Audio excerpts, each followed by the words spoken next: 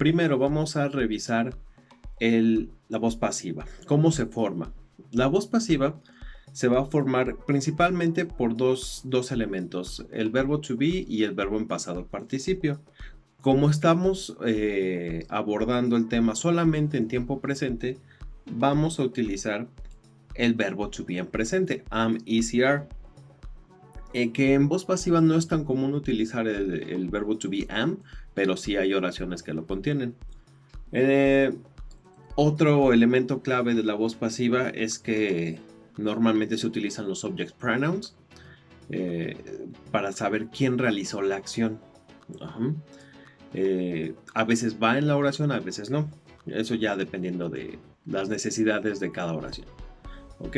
En el punto número 3 tenemos que identificar el sujeto y el objeto de cada oración. Eso quiere decir, el sujeto es quien realiza la acción y el objeto es quien la recibe. Eso hay que poner mucha atención en eso en la voz pasiva. Y normalmente en el punto número 4 tenemos aquí la regla X, o sea, que normalmente se invierte el orden que ejercen tanto el sujeto y el objeto, ¿vale? Entonces para eso vamos a ver este ejemplo. Dice, en la voz activa tenemos el ejemplo, Americans use the dollar in the USA. Ajá. Los americanos o los estadounidenses usan el dólar en los Estados Unidos. ¿Ok? Aquí esa es la oración en voz activa, de voz normal. Y recordamos los puntos para formar la oración en voz pasiva. Debe de tener verbo to be y un verbo en pasado participio. Eso es muy importante. Aquí vemos que ya está el verbo to be y el verbo en pasado participio. Is used. ¿Por qué pongo is? Porque vamos a hablar del objeto. El objeto es el que tiene el rol principal. The dollar is used. Aquí lo tenemos. The dollar is used. El dólar es usado. Utilizamos el by porque tenemos que saber quién realizó la acción en esta oración. Por los americanos, by Americans in the USA, ¿vale? Entonces, así se forman las oraciones con voz pasiva. Dos elementos clave fundamentales para formarlas, verbo to be y un verbo en pasado participio, ¿vale? Eso es clave de la voz pasiva. En este caso, como es presente, solamente estoy utilizando el verbo to be en presente, am, is y are. The dollar is used by Americans. Vamos a ver más ejemplos.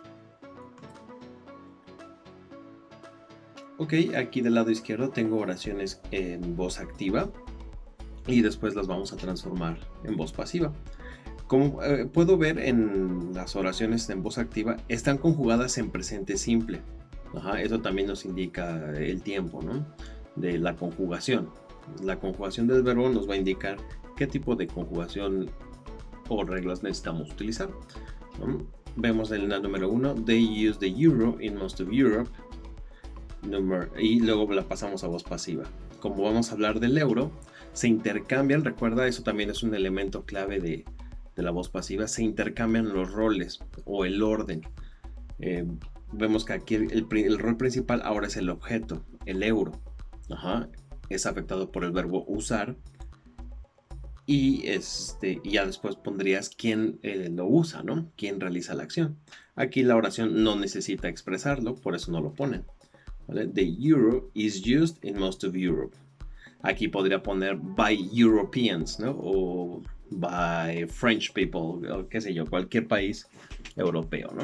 Entonces ahí, esa es la forma para formar la voz pasiva. Verbo to be y un verbo pasado en participio. Como es presente, estoy utilizando solamente am, is y are. ¿Vale? They speak English in many countries. English is spoken in many countries. Eso es voz pasiva. Is spoken. Verbo to be, verbo en pasado participio. They manufacture a lot of cars in Europe. A lot of cars are manufactured in Europe. Eso ya es en voz pasiva. En activo, she wears different shoes every day. O sea que tiene distintos roles. She wears different shoes every day. Different shoes are worn by her every day. ¿Vale? Verbo to be, verbo en pasado participio. Y eso sería para cubrir la parte de la voz pasiva. ¿Ok? Vamos a checar la siguiente. Ok, la otra parte que vamos a revisar en esta primera unidad, bueno, en la primera parte de esta unidad, es utilizar un modal y aparte un verbo en pasado participio. Entonces, aquí, los modales que se van a utilizar aquí no son todos, pero podrías utilizar todos. Nosotros que ya hemos revisado bastantes aquí en el curso, puedes ponerlos aquí, siempre y cuando tenga congruencia. Por ejemplo, primera oración que nos dan como ejemplo, one scene may be shot from 5 or 6 different angles. Una escena puede ser filmada, shot, en este caso shot no es de disparada, sino de filmada, ¿no? One scene may be shot from 5 or 6 different angles.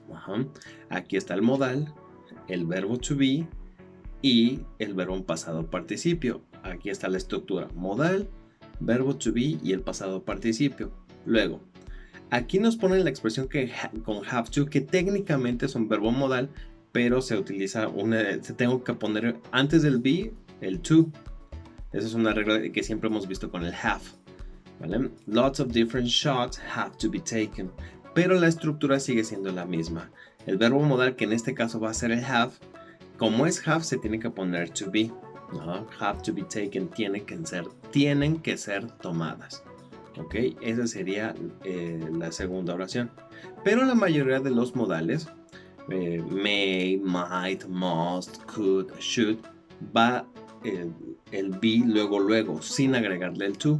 Digamos que solamente para propósitos de esta unidad, el have es el único que le tienes que agregar el to antes del be.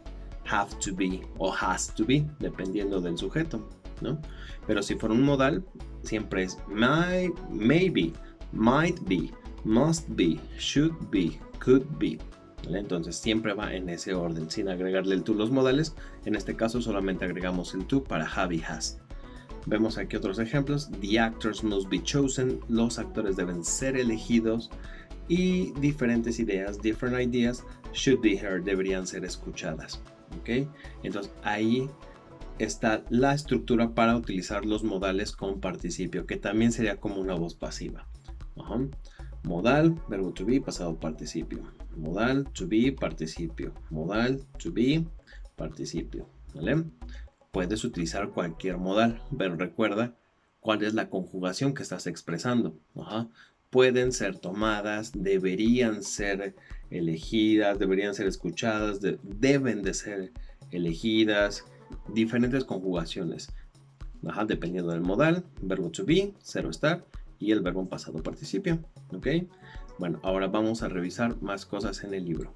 The passive to describe process. ¿Ok? Son los dos temas. El primero, que es la voz pasiva, y el segundo son los verbos modales, también con el pasado participio. Ok, ¿qué es lo que tengo que hacer? Primero, tengo que checar estas oraciones. Tienen un cuadrito al lado izquierdo. Y si te das cuenta, tienen aquí el conector, estas palabras de secuencia, ¿no? First, next, then. Porque va a ser un proceso. ¿Cuál es primero? ¿Cuál es después? Etcétera. Entonces hay que ponerlos en orden. Eso sería una parte. Después, tengo que completar estas expresiones con el modal adecuado o la conjugación adecuada, ya sea voz pasiva o el modal. Vamos a leer uno de estos, ¿no? Por ejemplo, first, an outline of the script has to, y me dan entre paréntesis, prepare. Ok, entonces eso quiere decir que ya está aquí el has to. Eso quiere decir que voy a utilizar esto del modal, has to be, y el pasado participio de prepare. Como prepare es un verbo regular, pues solamente tengo que agregar en este caso la de. Entonces la oración quedaría, first, an outline of the script has to be prepared. Como que un primer esbozo del guión tiene que ser preparado.